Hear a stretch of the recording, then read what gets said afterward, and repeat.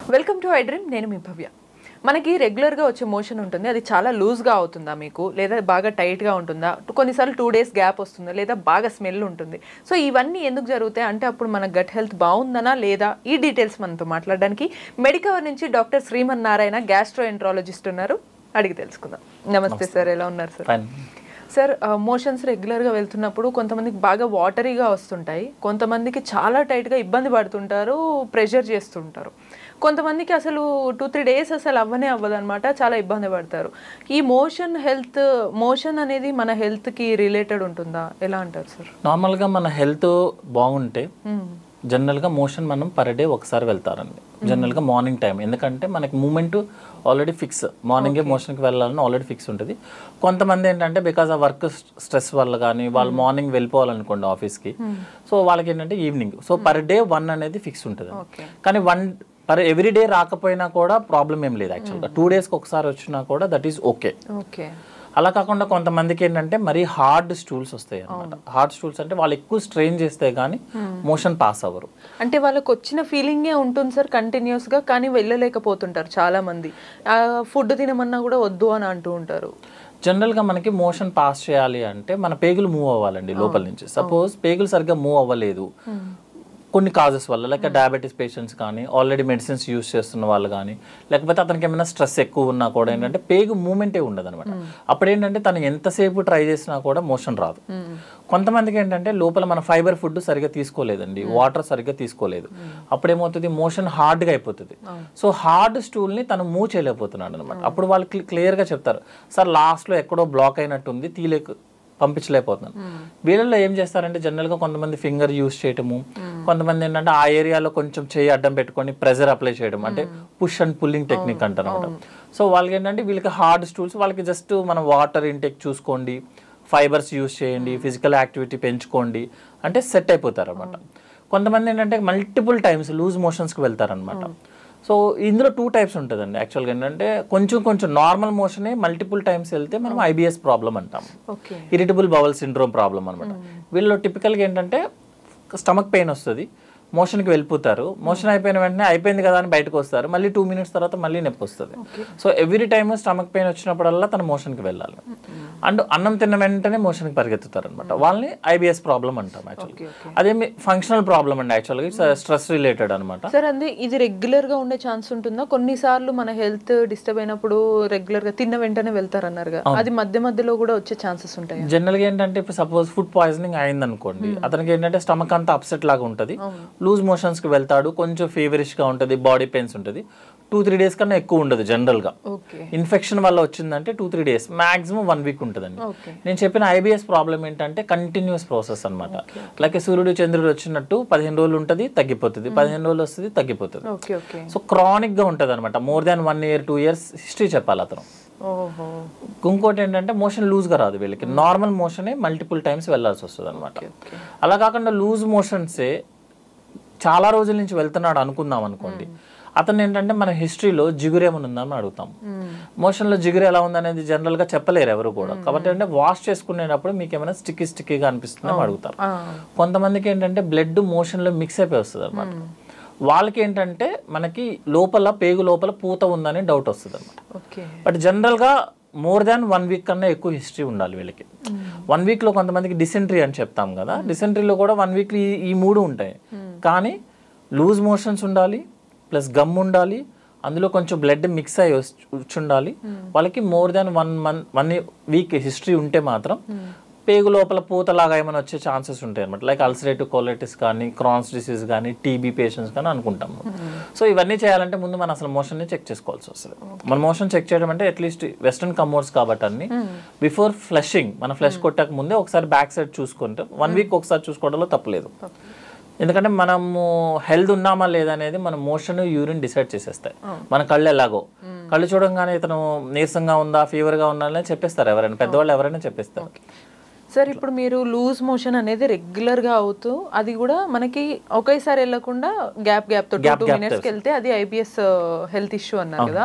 ఒకవేళ వాళ్ళు టైట్గా వెళ్తే కనుక ఆ ఇష్యూ ఏంటి అనొచ్చు, లేదు వాళ్ళకి వెళ్ళిన తర్వాత స్మెల్ బాగా స్మెల్లీగా ఉంటుంది, నెక్స్ట్ టైం వెళ్ళాలనుకున్న వాళ్ళు అసలు వెళ్ళలేకపోతారు అనమాట. సో అలా ఉన్న వాళ్ళ హెల్త్ ఇష్యూ ఎలా ఉంటుంది, దాన్ని ఏమంటారు? జనరల్గా మోషన్ ఎక్కువ రోజులు మనకి స్టక్ అయిపోయింది అనుకోండి లోపల, సపోజ్ మోర్ దాన్ 1 day కన్నా ఉన్నాం అనుకోండి, మన బవల్కు ఉన్న అడ్వాంటేజ్ ఏంటి అంటే సపోజ్ అక్కడ ఏదైనా ఫుడ్ మెటీరియల్ కానీ, like motion is also food material for bowel, so అవి డైజెషన్ చేసుకోవడానికి స్టార్ట్ అవుతుంది అనమాట. సో అందులో ఉన్న వాటర్ని తీసేస్తుంది, అందులో ఏదైతే కార్బోహైడ్రేట్స్ ఉన్నాయో ఫైబర్స్ ఉన్నాయో మొత్తం యూస్ చేసుకుంటుంది అనమాట.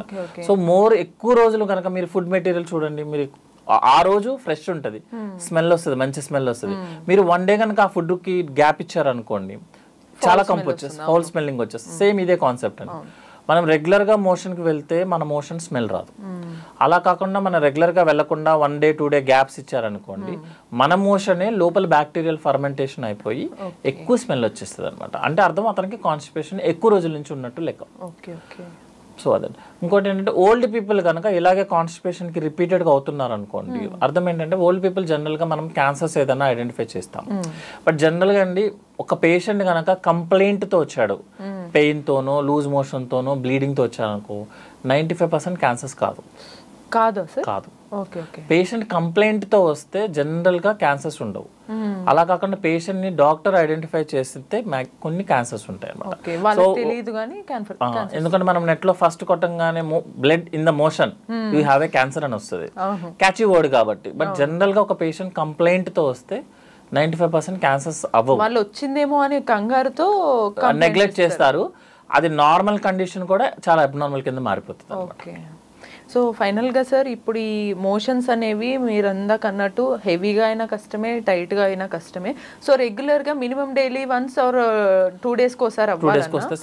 వాళ్ళు ఏం ప్రాక్టీస్ చేయాలంటారు అటు ఫుడ్లో కానీ డైలీ యాక్టివిటీ? ఎక్కువగా ఫైబర్ డైట్ ఎక్కువ తీసుకోవాలండి. ఫైబర్ డైట్ ఎక్కువ తీసుకోవాలంటే it should be 60% carbohydrates with fibres అనమాట.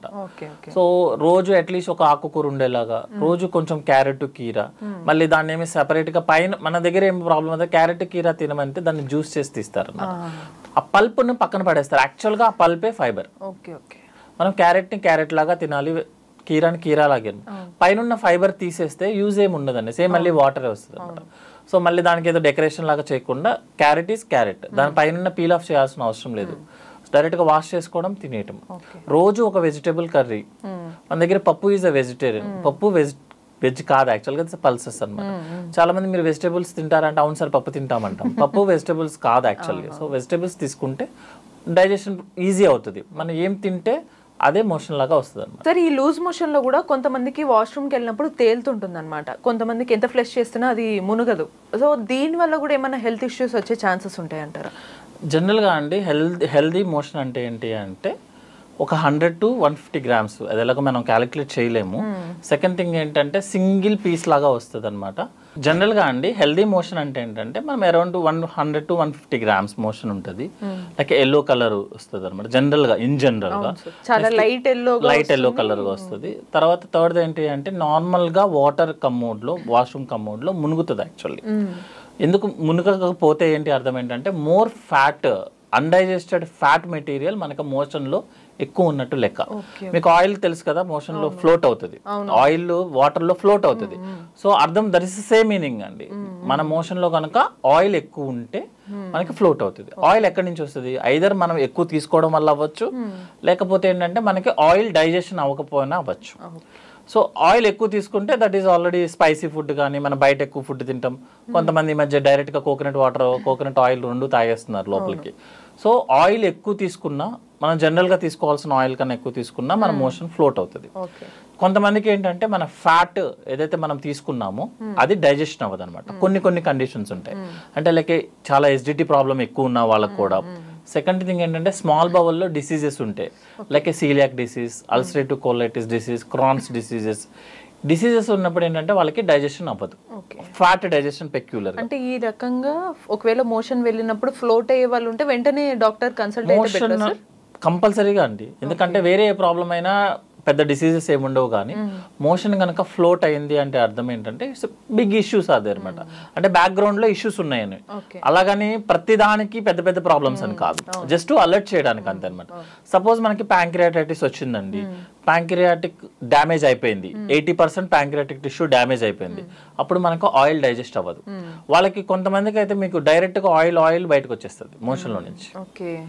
సో వాళ్ళకి అర్థం ఏంటి, వెనక ప్యాంక్రియాటిక్ ప్రాబ్లం ఉన్నట్టు లెక్క, అంటే కంప్లీట్ అయినది. సపోజ్ లివర్ ఫెయిల్యూర్ పేషెంట్స్ ఉన్నారు అనుకోండి, వాళ్ళకు కూడా మనకి ఆయిల్ డైజెస్ట్ అవ్వదు. ఓకే, నెక్స్ట్ కోలాన్ ఏదైనా ప్రాబ్లం ఉంది, అల్సరేటివ్ కోలైటిస్ వచ్చింది, క్రాన్స్ డిసీజ్ వచ్చింది, లోపల కోలాన్ లో కూడా ఫ్యాట్ డైజెస్ట్ అవ్వట్లేదు, వాళ్ళకి ఆటోమేటిక్ గా ఆయిల్ బయటకు వచ్చేస్తుంది. పెద్ద పేగు. సో ఏ డైజెషన్ ప్రాసెస్ లో కనుక ప్రాబ్లం వచ్చినా, లైక్ ఫుడ్ పైప్ లో, స్టమక్ లో, ఇంటెస్టైన్ లో, కోలాన్ లో, లివర్ లో, గాల్ బ్లాడర్ లో ఎక్కడ ప్రాబ్లం వచ్చినా కూడా ఫస్ట్ ఎఫెక్ట్ అయ్యేది ఫ్యాట్. ఎందుకంటే మన జనరల్ గా మన బాడీకి అవసరం లేదు అనిపిస్తుంది, అది మనకు కూడా అవసరం లేదనిపిస్తుంది కాబట్టి ఫస్ట్ అదే ఎఫెక్ట్ అవుతుంది. సో ఎక్కువ ఫ్యాట్ ఉంటే మన మోషన్ ఫ్లోట్ అవుతుంది. సో మిగతా ఏ రకంగా మోషన్ వచ్చినా ఓకే, కానీ ఫ్లోటింగ్ కనుక వస్తే మాత్రం ఇమీడియట్ గా డాక్టర్ కన్సల్ట్ చేస్తారు. బట్ ఈ మోషన్ లూజ్ మోషన్ లో మనం ఇందాక అనుకున్నట్టు లైట్ ఎల్లో అన్నారు మీరు, బట్ కొన్నిసార్లు heavy dark orange kind red గా రావడం అలా కూడా ఉంటుంది, వాళ్ళకి మంటగా కూడా ఫీల్ అవుతారు అనమాట. సో ఇది ఎటువంటి హెల్త్ ఇష్యూ ఏమన్నా ఉంటుందా? జనరల్ గా అండి మనకి మోషన్ ఎల్లో కలర్ లో ఉండడానికి కారణం ఏంటంటే బైలిరూబిన్ అనమాట. బైలిరూబిన్ కనుక మనకి బాడీలో బయటికి రావడానికి లివర్ నుంచి మోషన్ లోకి వెళ్ళిపోతుంది. సపోజ్ అది బైలిరూబిన్ అంటే జాండిస్ అనమాట, లేమ్యాన్ టర్మినాలజీలో చెప్పాలంటే. సపోజ్ మనకి లివర్ కనుక డ్రైనేజ్ పైప్ కి ఏదైనా బ్లాక్ ఉందనుకోండి, మనకు బైలిరూబిన్ మోషన్ లోకి రాదు, అప్పుడు ఎల్లో కలర్ కాదు వైట్ కలర్ లో వస్తుంది. అలా కాకుండా మనం సపోజ్ ఐరన్ సిరప్స్ తీసుకున్నాము కొంతమందికి, వాళ్ళకి ఏంటంటే డార్క్ బ్లాక్ కలర్ అనమాట, నాట్ కంప్లీట్లీ జెడ్ బ్లాక్ అంటే మన హెయిర్ బ్లాక్ కాదు, కొంచెం బ్రౌన్ బ్లాక్ కలర్ కింద వస్తుంది అనమాట ఐరన్ సిరప్స్ వేసుకున్నప్పుడు. కొంతమంది బీట్రూట్ తీసుకున్న వాళ్ళకు కూడా బీట్రూట్ కలర్ లో వస్తుంది. జనరల్ గా మన దగ్గర ప్రాబ్లం ఏంటి అంటే, నిన్న అది బీట్రూట్ తిన్నానండి అందువల్ల ఈ రోజు రెడ్ వచ్చిందని చెప్తారు. యాక్చువల్ గా బీట్రూట్ కలర్ ఎలా అయితే ఉందో దానికన్నా కొంచెం లైట్ కలర్ లో మోషన్ వస్తుంది కొంతమందికి. సో మనం అబ్జర్వ్ చేయాల్సింది ఏంటంటే, వైట్ కలర్ అయితే అదే పేషెంట్ కనుక జాండిస్ ఉంటే ఒక ప్రాబ్లం ఉన్నట్టు లెక్క. అట్లా కాకుండా మరీ కంప్లీట్ గా డార్క్ ఎల్లో కలర్ వచ్చింది అనుకోండి, అది ప్యాంక్రియాటిక్ ఇష్యూస్ ఉన్నట్టు లెక్క అనమాట. ఓకేనా, అంటే ఇవి జస్ట్ మనం సజెస్ట్ చేస్తాయి అనమాట, అంతే తప్పించి ఇవే కారణం అని కాదు. చాలా కేర్ఫుల్ గా ఉండడానికి ఒక మార్గం జస్ట్ మనం చూసుకోవడానికి అనమాట. ఇంకొక సెకండ్ థింగ్ ఏంటంటే, బ్లాక్ కలర్ లో వస్తుంది, కంప్లీట్ గా బ్లాక్ అనమాట, మన హెయిర్ కలర్ బ్లాక్ లో వస్తుంది అనమాట. దాన్ని మెలినా అంటాం టెక్నికల్ టర్మినాలజీలో. దాని అర్థం ఏంటంటే, లోపల మన పేగుల్లో ఎక్కడో బ్లీడ్ అవుతుంది, ఆ బ్లీడ్ అయిపోయిన రెడ్ కలర్ బ్లాక్ కలర్ కింద కన్వర్ట్ అవుతుంది అనమాట. అందుకే ఎవ్రీ టైము ఓల్డ్ పీపుల్ అయితే ఎవ్రీడే చెక్ చేసుకోండి అని చెప్తాము. యంగ్ పీపుల్ అయితే అట్లీస్ట్ 1 week లో ఒకసారి అయినా సరే, మన మోషనే కాబట్టి జస్ట్ ఒకసారి కమోడ్ లో చెక్ చేసుకొని ఫ్లష్ చేసేయమని చెప్తాం. సో బ్లాక్ కలర్ వస్తే వెరీ డేంజర్, యాక్చువల్గా వైట్ కలర్ వచ్చినా danger. Light yellow is always the safest అన్నమాట. కొంతమందికి జనరల్ గా అన్డైజెస్టెడ్ ఫుడ్ పార్టికల్స్ వస్తాయండి, సీడ్స్ వస్తాయి, that is okay for them. అలా కంటిన్యూస్ అవుతుందంటే అర్థం ఏంటంటే, మన బాడీ లోపల మ్యూకోజా అని ఉంటుంది కదా, మన లోపల లేరు, అవి వాటికి ఏదో ప్రాబ్లం ఉన్నట్టు లెక్క, అంతేగాని రూల్ ఏం లేదు యాక్చువల్గా. సో కొంతమంది పల్సెస్ తింటారు, కొన్నిసార్లు మింగేస్తాము నమ్మలకుండా, స్వాలింగ్ డైరెక్ట్గా చేసినప్పుడు అవి వచ్చేస్తాయి డైరెక్ట్గా. జనరల్గా ఏంటంటే షెల్స్ అనేవి డైజెస్ట్ అవ్వవు, అవి వచ్చేస్తాయి అనమాట. సార్ మరి ఇందాక మనం లూజ్గా వెళ్తున్నప్పుడు, మామూలుగా టైట్గా వెళ్తున్నప్పుడు అంటే వాళ్ళు ప్రెషర్ అప్లై చేస్తారు కాబట్టి పెయిన్ అవ్వడంలో మంట అవ్వడంలో ఒక అర్థం ఉంటుంది.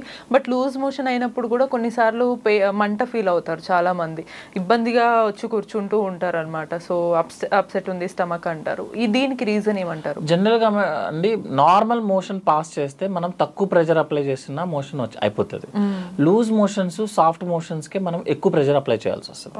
ఇంకొకటి, మీరు నార్మల్ గా టర్మినాలజీ చూస్తే, మనం వాటర్ లో మన కాలు ఎక్కువసేపు పెట్టామనుకోండి, ఇటు లైక్ కలర్ చేంజ్ అయిపోయి కొంచెం ర్యాషెస్ లాగా వచ్చేస్తుంది అనమాట. సేమ్ కాన్సెప్ట్ అండి. ఇప్పుడు మీరు 3-4 times మోషన్ అక్కడ నుంచి పాస్ అవుతుంది, మీరు మనం ఒకటి వాటర్ పైనుంచి ఫ్లష్ అవుతుంది, కింది నుంచి మనం వాష్ చేసుకోవడానికి మనం ఫ్లష్ చేస్తాము.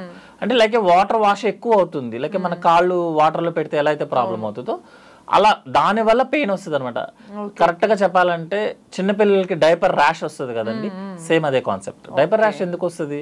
కంటిన్యూస్ గా వాళ్ళకి అది వేసుకొని ఉంటారు, తడవటం. సేమ్ ఇదే కాన్సెప్ట్ లూజ్ మోషన్స్ లో వాళ్ళకి కూడా ర్యాష్ వస్తుంది.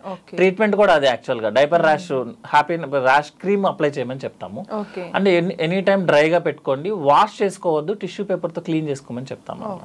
చూసారు కదా, మన గట్ హెల్త్ బాగుంటే మోషన్ అనేది కూడా నీట్ గా ఉంటుంది. సో నెక్స్ట్ ఇటువంటి మరిన్ని ఇన్ఫర్మేటివ్ టిప్స్ కోసం కీప్ వాచింగ్ ఐ డ్రీమ్.